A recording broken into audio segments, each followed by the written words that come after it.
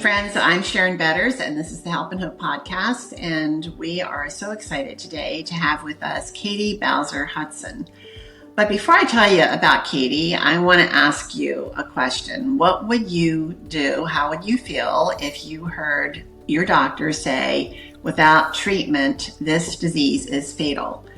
Well, Katy heard those words, and as she has shared in her book, she didn't hear any optimism in her doctor's voice. And so within days, she was in the middle of very aggressive treatment for a very aggressive breast cancer.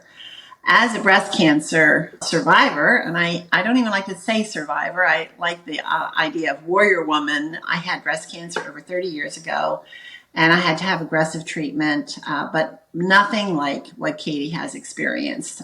So I know that her story is going to encourage you in your own walk. I know that also every warrior woman I know who is battling or has battled breast cancer will resonate with the title of her book, where she says, "Now I lay myself down to fight." And so, Katy, thank you so much for joining us. Thank you, Sharon. I'm so glad to be with you.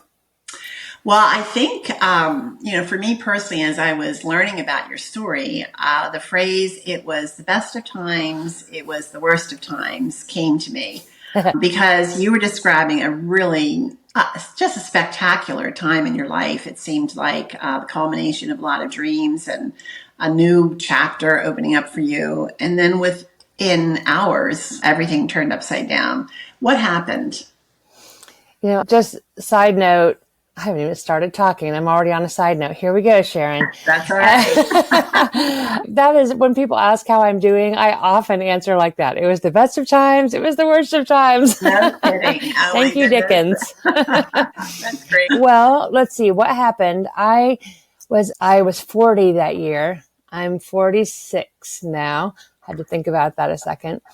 And we were in a busy time of life. I have a husband who's a touring musician, and my kids were 6 years old and 3 years old. And I've been a writer and a musician my whole life. So I had done various projects. Kenny, my husband, and I had played music together, and I had done jazz for kids and Bible songs for kids. But Kenny was on the road a lot, and I was home with our two littles, and there were so many good things going on, but it was so much. And as any artist with kids knows, you have to work really hard to keep that part of yourself. And it's also really important to keep that part of yourself. So I was writing between things while the kids were there, just trying to find ways to keep going. And a friend told me about a scholarship that was specifically for artists with young children. And so I ended up getting a scholarship to go to Martha's Vineyard for a writing institute for a week to go study poetry, which it really was idyllic. It was pretty wonderful. So I went up there. Another friend, I encouraged her, and she ended up getting a scholarship as well. So I took a road trip with a dear friend and was on Martha's Vineyard for a week with cows and sheep, and staying in this beautiful artist loft, and walking to the bus every day to go to the seashore to go study with artists, and walking along the sea and writing and soaking this all in and making a plan for my work when I got home. And it was lovely. And then I got on the ferry at the end of the week, and we went to go stay with friends in Boston. And that night I took a shower. And I caught myself in the mirror, and I realized that my right breast was hot and swollen and puckered, like the skin was thick, which is hard to explain. Now I know it's called photo orange, which is orange peel skin. I'm not sure if I've gotten there. I've heard many versions of that French pronunciation there, but I Googled, like anyone would do. I had seen it a week or two before and thought it was maybe a rash or something. I have sensitive skin, but this was definitely angry. And my two options that I could find on, Dr. Internet were mastitis, and I wasn't nursing anymore, or inflammatory breast cancer, which is a very rare and very aggressive cancer that multiplies in days and weeks.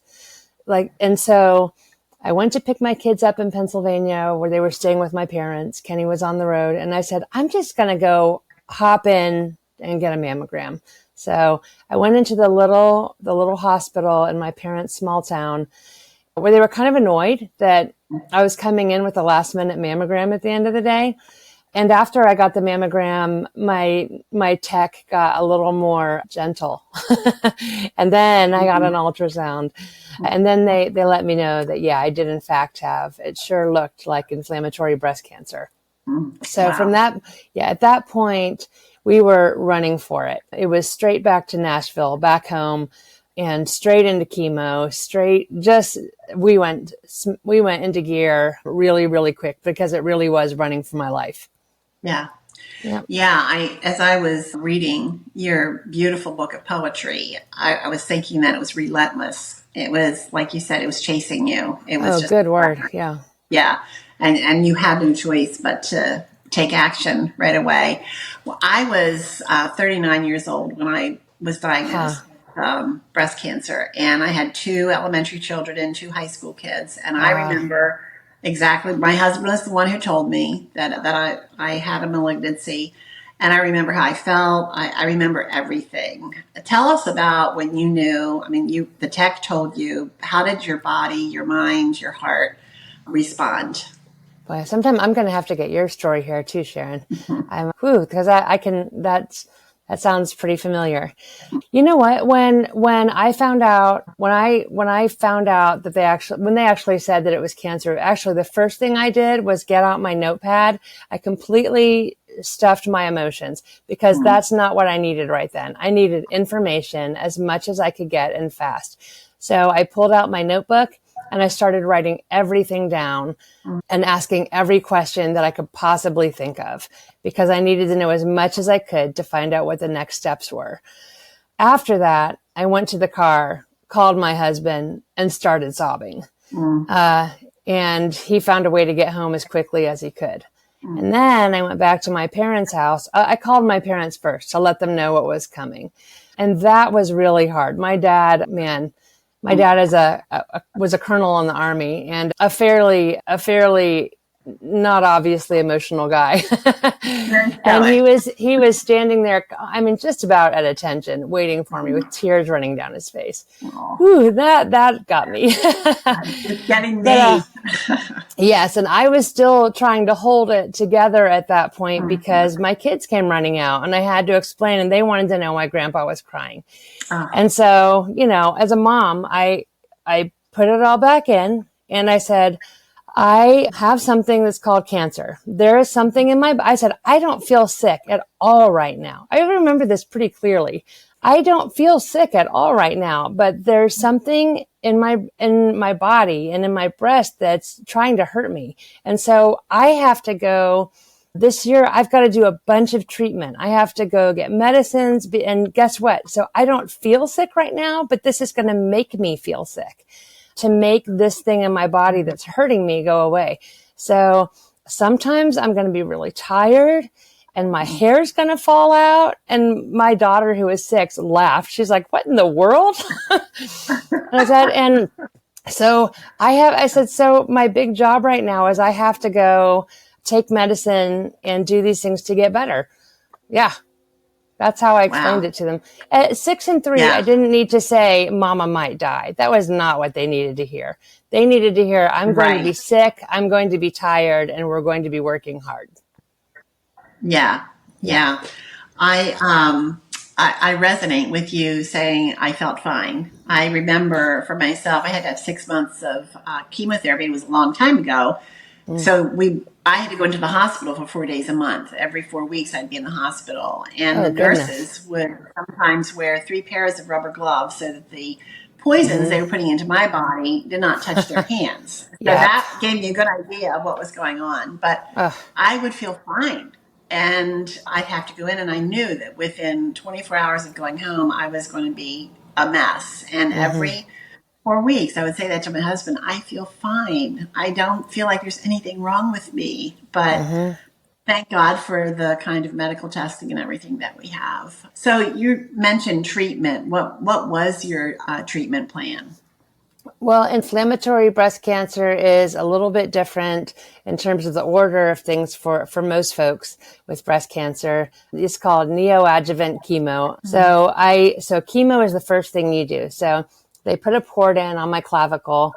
I cried when they told me they were going to put it on my right side because my son wasn't nursing anymore, but he still snuggled on that side. It was pretty close still, my little 2-year-old. And so they put it on the other side for me. And that was the day I realized that I could ask for things. I didn't know if they could do it. But I said, can you put it on the other side? She's like, the nurse was like, well, let me ask. And they could. So that was the day I started to learn to ask for what I hoped for and what I wanted and what I needed. So I got a port in, had chemo. After chemo, I had a double mastectomy. And I, by the way, decided to stay flat. And that's a whole discussion. For one thing, I just didn't want any more surgery. I was just over that. And also I didn't want anything, especially with my kind of cancer, that could mask or complicate seeing any future recurrences. So it also makes running easier. There's that. So there was no actual benefit for me physically to keeping my breasts at that point. And there was a possible risk. So I was like, let it go.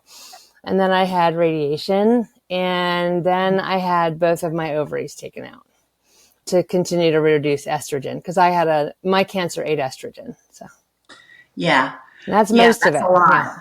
That's a lot. That was a lot, but here you are. And how do you feel today? I feel pretty great. You know what? I feel really great compared to when I was in treatment, which really was really hard. And a lot of the hard is just the cumulative downhill of getting just beat down a treatment at a time. It's exhausting. Yeah. I think the long term. But today, I still have things that are there. Like I can't quite feel the tips of my toes. Chemo gave me a little neuropathy, but it's actually improving all the time over the last 5-6 years. I have a little lymphedema in my arm. So it swells because they had to take a bunch of lymph nodes. But I had a crazy surgery where I've had a lymph node transfer. I've had lymph nodes transplanted from another part of my body to under my arm. So it's actually, that's a thing. I wish more people knew about that. And I have scarring where my skin is still kind of stuck to my chest a little bit in spots, but how about this? I'm always gonna kind of feel a little worn out because that kind of put me through it. I have a poem called Washcloth where it talks about feeling like a worn out, dried out washcloth that's never quite going to be square again. Yeah. I remember the doctor telling me at least a year before you start feeling a little normal, you're going to be exhausted, but it does last a while. It definitely does last a long time. Yeah. One of the things that you said I resonate with is you found out that you could ask for things to be done a specific way. And I remember everybody that walked into my hospital room, I would have a list of questions. Even though I had asked the person before all those questions, I would ask the same questions to another person because I always learned something more. Oh, well done. Yeah, it helped me. So I always recommend that. And like you said, you have a notebook. Recommend notebooks too, to jot down all of the questions. So. Yes. And also if you have those questions beforehand, then when you have a busy doctor who comes in and you're feeling deer in the headlights, then you have them. And it also lets them know, I don't want you to go until I have the answers to these questions. Yes, that's exactly right. Yeah. Yeah. You learn the ins and outs of. And most people are very willing to, most healthcare people are very willing to answer questions and to make you feel comfortable. So, but it's a foreign land. It's just a total foreign land, and it takes a while to get acclimated to it. Go ahead. I was going to say, my one other big life hack was learning to say, I want an attending physician, not a resident. Residents are wonderful, and there are places for that. But when you get stuck a lot, it is okay to ask for somebody who does this all the time. Yes. Hallelujah, 100%. That was helpful. I mean, and back then, they didn't stop after 3 times of sticking, trying to find blood and all that kind of stuff. So it took me a while to realize and to say, okay, you get 2 chances and then you're done. I want somebody else. But I totally agree on that. You were your faith, you're a believer, a Christian, your whole life seems like it was in sharing that faith with others through your music and writing. And how did this impact your faith? Your whole world being turned upside down. You're a young mother, and you knew that you still might not recover from this. It still could win. So how did you navigate all of that? Well, how about I'll start with, it's when you said, how did that impact your faith? I almost want to flip it and say, how did my faith impact this? And it did impact my faith, of course. But coming into this, realizing that, okay, now I'm looking death in the face real close. What I realized pretty quickly was that the things that I believed were true, this didn't change anything. In the sense that I've always believed, I've always known I'm going to die sometime. I've always believed that Jesus comes close in hard things. And thankfully, I've been taught that. And also that Christians will go through hard things. I haven't been taught that Christians walk through this world without trouble. And that if you do, that you did something wrong. Jesus is really clear that he came in this world and had a lot of trouble. And that people who follow him, and for that matter, everybody, whether you're a Christian or not, it's not a special lot for, well, there's some things that are special lot for Christians, but if you're in this world, you're going to have trouble. Yeah. And so I think what it did was let me know in deep new ways that Jesus comes very close in hard and sorrowful things, and that the Holy Spirit is a real comfort in the middle of the hardest things. And there are some ways that you can only know exactly how kind God is when you're in the middle of hard things that are absolutely beyond your control. So that's part of why, my book is, so now I lay me down to fight. My friend Margie has this wonderful saying, to collapse into Jesus's marvelous hands. And there are points where you are more cognizant that all you can do is collapse. Yeah, I love that. That's beautiful. Our 16-year-old son, Mark, and his friend Kelly were in a fatal car accident. And so that put me on the trajectory of trying to figure out what I believed, was it true? And one of the hard parts for me was wrestling to reconcile his love with his sovereignty. How do the two go together? And it was a gift for me to have that struggle because, as you said, you collapse into the love of Jesus, running toward him with all of these hard places. And I think that I love what you're saying is that these hard places are opportunities to understand better his love and his grace and his total acceptance of where we are because of what he did, because of his love for us. So I love your perspective on that. That is beautiful. I'll add all the caveats, Sharon, that just like you said, that happens through wrestling too. I have a poem that's called Frustration, and it's saying I'm frustrated. And what I'm trying to say by that is not that I just feel frustrated, is that you have frustrated me. Like that God has actively, it's not as though I'm out of his hand. And I'm not saying that God makes bad things happen, but also God certainly has not kept all bad things out of my life. Right. And so that's why I do poetry, because it's where I can wrestle. It's where I can get really honest. And poetry in particular is an avenue for me where I can really get down to language that really gets down to brass tacks. So. And it does. And I want to tell you, listeners, we like to say we want our conversations to be like salty peanuts. We want you to want more. We can't possibly go over everything that's in this incredible book. So we want you to get this book, and we'll have information in the show notes. But when I lay myself down, it's the children's like, now I lay me down to sleep. It's now I lay me down to fight.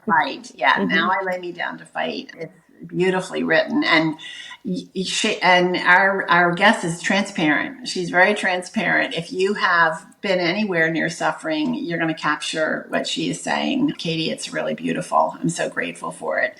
And I think sometimes we, as believers, we get mixed up. For instance, the beautiful verse in Romans 8 where it says all things work together for good for those who love the Lord. And the older I get, the more I realize it's about becoming more like Jesus.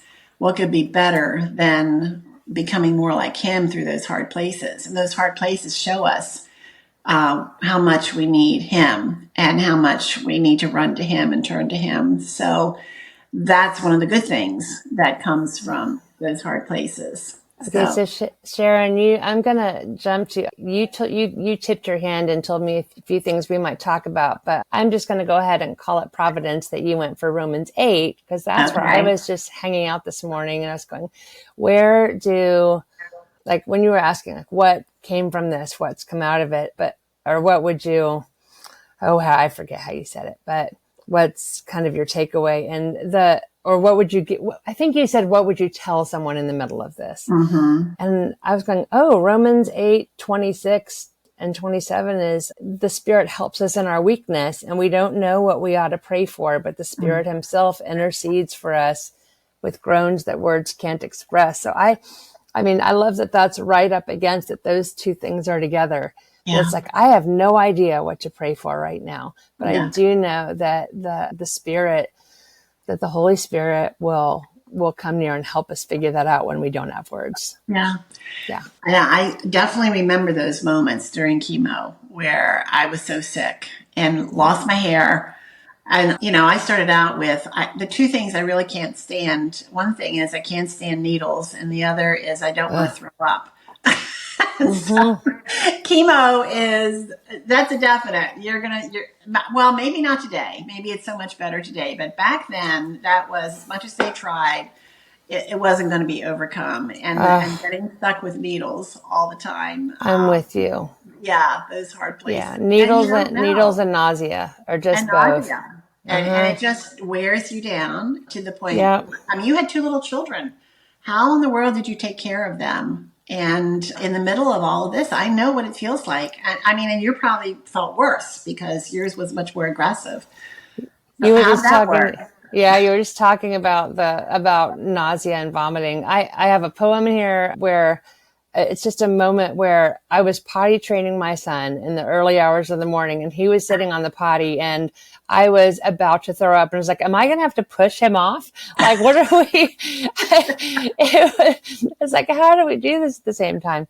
Yeah. How about this? I parented with a whole lot of help. And I know that's not true for everyone. When I picked up my kids in Pennsylvania and went home to meet Kenny in Nashville, my mom joined me in the car, and my dad stayed behind, shut down the house, got their Airstream up and running, and they came and parked in the yard for 9 or 10 months. Wow. It wasn't even a thought. They moved in, and in the morning they get up and have their coffee and watch the news and come in and take care of us all day and go back out and have a glass of wine. Perfect. And so it was so grateful. So yeah, my mom learned how to homeschool a little bit on days where I couldn't with my first grader. What a gift. Yes. And my dad puttered around and fixed everything in the house, I think.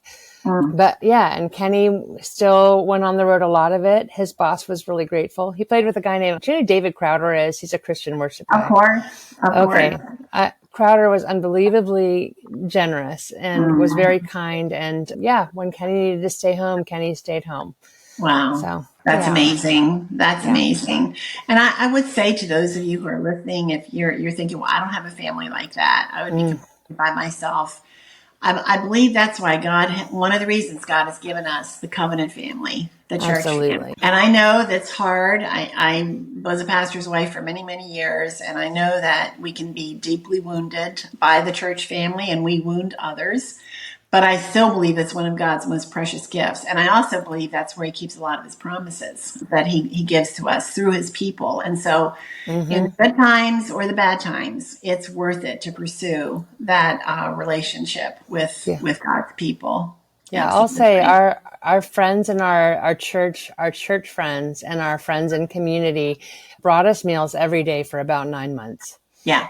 Yeah. I mean, the amount of weight that they lifted was huge. Yes. Yes. In those little everyday things and keeping up with us was, yes, they were definitely the hands and feet of Christ to us. Yeah. Yeah. I was teaching a women's Bible study, and one of the women organized a group of women to come over and clean my house, which I did not want them to do because, as you can imagine, yes. kids, and I was like, I don't know, it's fine. And she said, we are coming.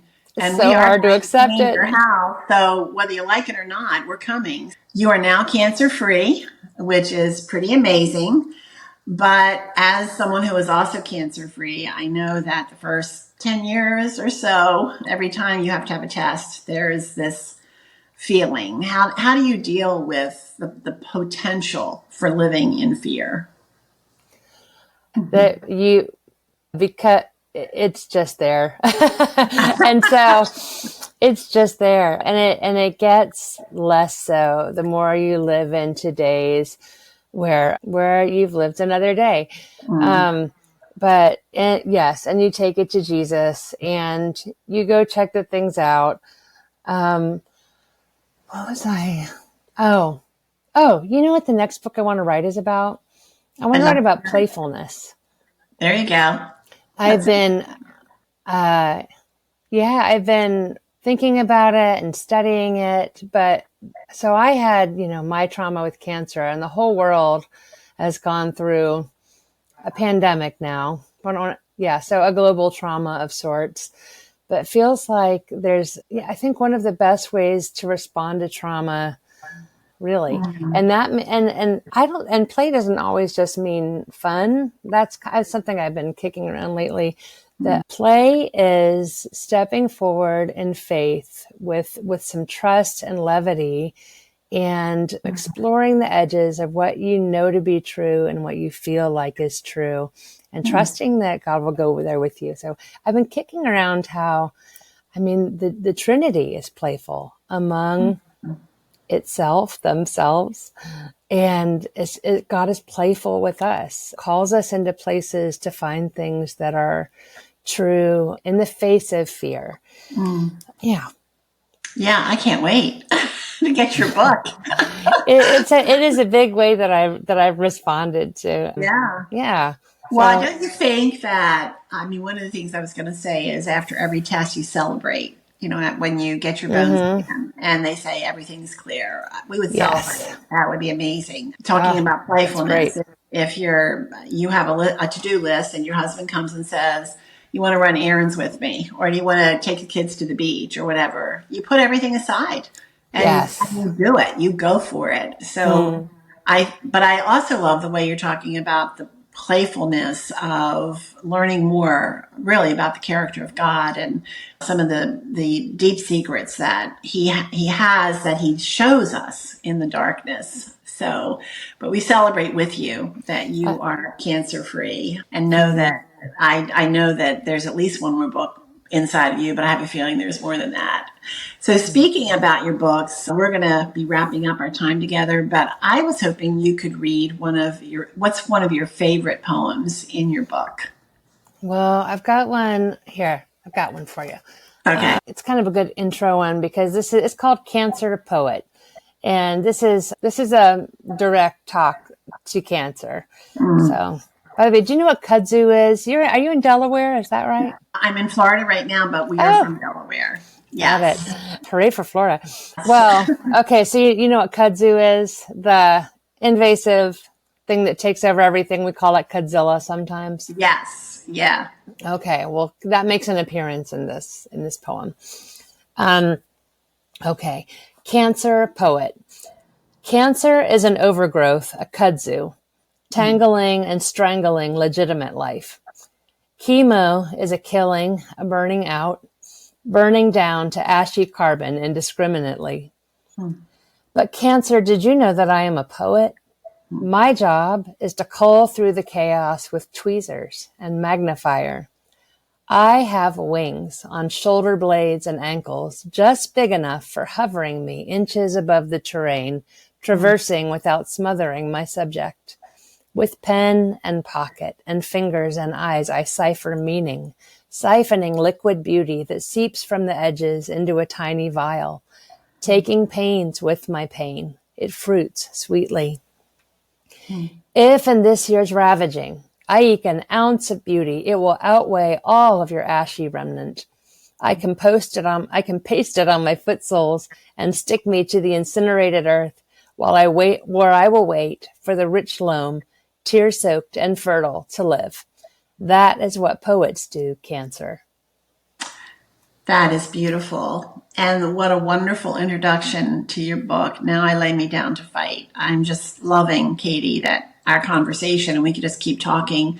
But as we wrap up, first of all, don't forget Salty Peanuts. You need to get this book, whether you have breast cancer or not. But it would be a very special gift to a woman who is in that battle, or one who has won the battle, has come through the battle. It's a beautiful book, and you will resonate with it so much, especially if you have been through this battle or going through it. As we wrap up, Katy, what encouragement would you give to a woman who has, maybe she just learned that she has breast cancer, she's just starting the journey, and she's terrified and doesn't even know the first step to take? Oh, let people help you. And know that God does come close in very hard things. I think especially he comes very close to us when we're wounded. And it is okay.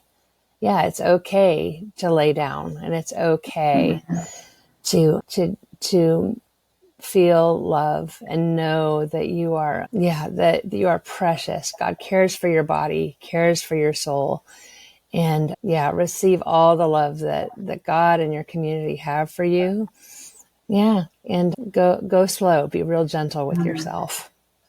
Yeah. I think that's really important. What you're saying is to go slow and be gentle with yourself. Give yourself time. And I go back to the title of your book, Now I Lay Me Down to Fight. So when you're laying down, that doesn't mean you're not fighting. You're giving your body the opportunity to recover and all those things. So, absolutely. Like I said, we could just keep on talking, but we need to wrap it up. And I want you all to know I've had Katy Bowser Hutson as our guest, and she has written this beautiful book of poetry, Now I Lay Me Down to Fight. And as I've said, I hope our conversation is like salty peanuts. You want to hear more from Katy, and you'll get the book. We'll have the information in our show notes. Is there anywhere else that people could connect with you? That do you have a website or? Yep. Yeah, I'm on socials. I hang out mostly, I guess, on Instagram these days. Threads is a thing. I like that. And katyhutson.com. katyhutson.com. Yeah, and we'll have that in the show notes. With the T, if it helps, you'll find it. Yep. Yes. Hutson. All right. Thank you, Katy, so much for being Sharon. with us today. I'm Sharon Betters, and you have been listening to the Help and Hope podcast produced by Mark Inc. Ministries. And what a privilege it has been to have Katy Bowser Hutson as our guest today, the author of Now I Lay Me Down to Fight. You can learn more about Katy by looking through our show notes. We have links there to her book and to her website. I also hope that you'll check out helpandhopenow.org, which is our website. You're going to find loads and loads of free resources designed to help turn your heart toward Jesus. And you can download our free app, the Help and Hope app, and make sure you allow for notifications so you don't miss one new resource. Thanks so much for joining us, and I look forward to being with you again.